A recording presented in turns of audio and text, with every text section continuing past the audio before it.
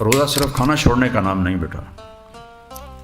اس ایک جملے نے روزے کی صحیح تصویر آپ کے سامنے پیش کی ہے کہ یہاں سے لے کر سر کی چوٹی سے لے کر انگوٹھے کے ناخن تک پورے وجود کا روزہ ہے.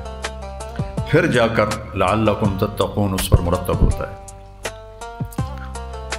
ایسا روزہ نہ ہو تو روزے تو ماشاءاللہ کافی امت روزے رکھتی ہے، لیکن تقویٰ کوئی نہیں آتا کہ اس کی احتیاط کوئی نہیں ہوتی.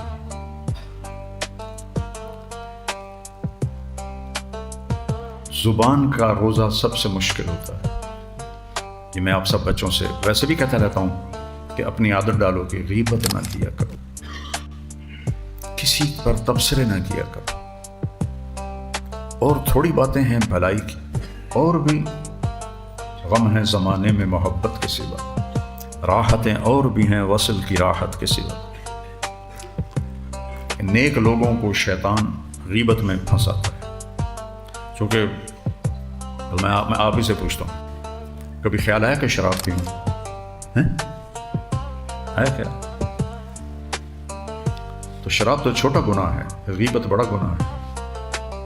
بلکہ الغیبت اشد من الزنا، غیبت تو زنا سے بھی سخت شدید ہے.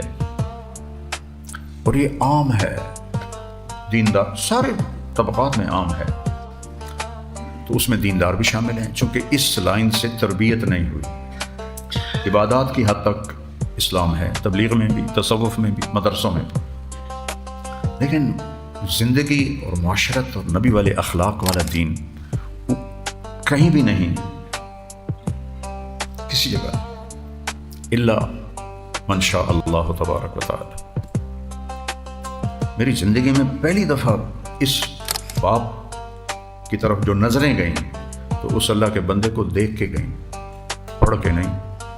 مولانا سعید خان صاحب رحمۃ اللہ علیہ کہ یہ صحبت کے بغیر کانٹوں نے شکایت کی تھی نا، تو اللہ نے پھول دے دی.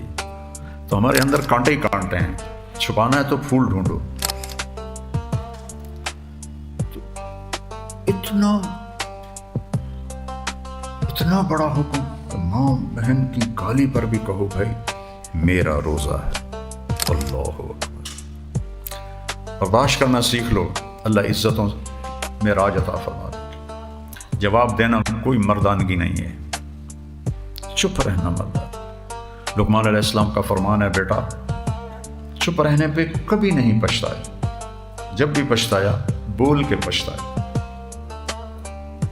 یا ابا ذر الا انبئک بعملین، اچانک یاد آئی ہے، خفیف مؤونتہما عظیم اجرہما والذی نفسی بیدہ لا یأتی الثقلان بمثلہما یوم القیامہ. ابو ذر رضی اللہ عنہ کہنے لگے اجل یا رسول اللہ.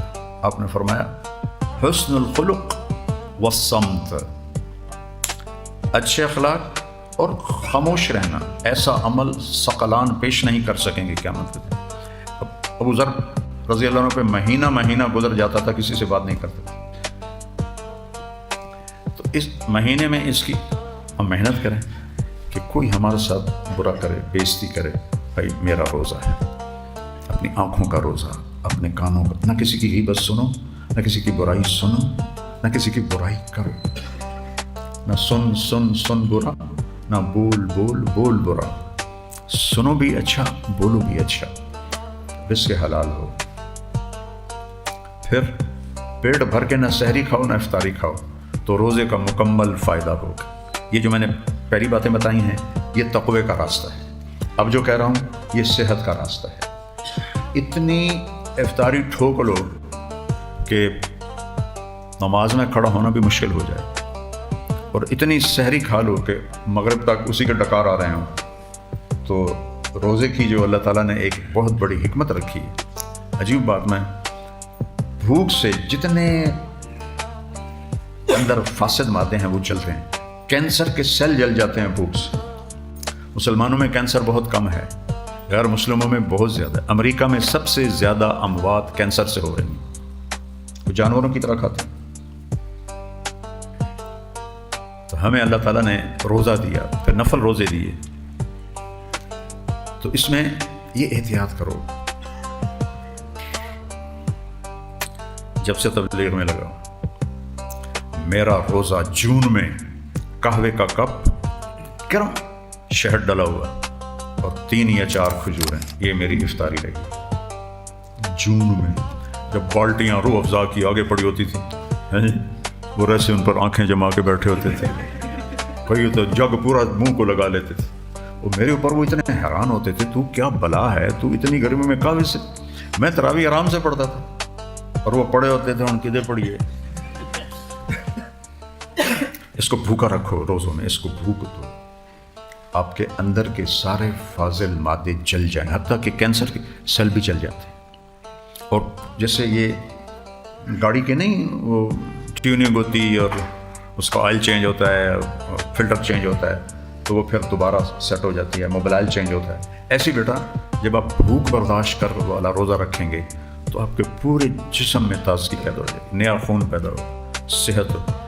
عبداللہ بن زبیر کی مثال تو دینا فضول ہے کیونکہ اس جیسا نہ کوئی ہے نہ ہوگا، لیکن بتا تو دوں کہ وہ یکم رمضان کو سحری کھاتے تھے اور 15 رمضان کو افطاری کرتے تھے، اور پھر 16 رمضان کی سحری کھاتے تھے اور 29 رمضان کو افطاری کرتے تھے. پورے 15 دن نہ کھاتے نہ پیتے، صوم وصال. وہ ان میں طاقت تھی جو اللہ کے نبی کو خون پی لیا تھا. باقی کسی صحابی سے یہ ہے ان میں اللہ نے. عام دنوں میں مکہ سے مدینہ میں رہتے تھے، مدینہ سے روزہ رکھ کے چلتے تھے اور مکے آ کے افطار کرتے تھے. سارا صحرائی سفر، کوئی ایئر کنڈیشن گاڑیاں تو نہیں تھیں. میں نے اونٹ، چونکہ میرے ابا کے شوق تھے جانوروں کے، اونٹ پہ بھی سوار ہوں، کھوتے پہ بھی چڑھے ہوں، گھوڑے پہ بھی چڑھے ہیں، خچر پہ نہیں چڑھا ہوں. تو وہ کوئی سواریاں تھیں اس زمانے کے. گھوڑ سواری سیکھی میں نے. تو اللہ نے ان کو ایسی طاقت دی تھی، وہ تو ایک الگ چیز.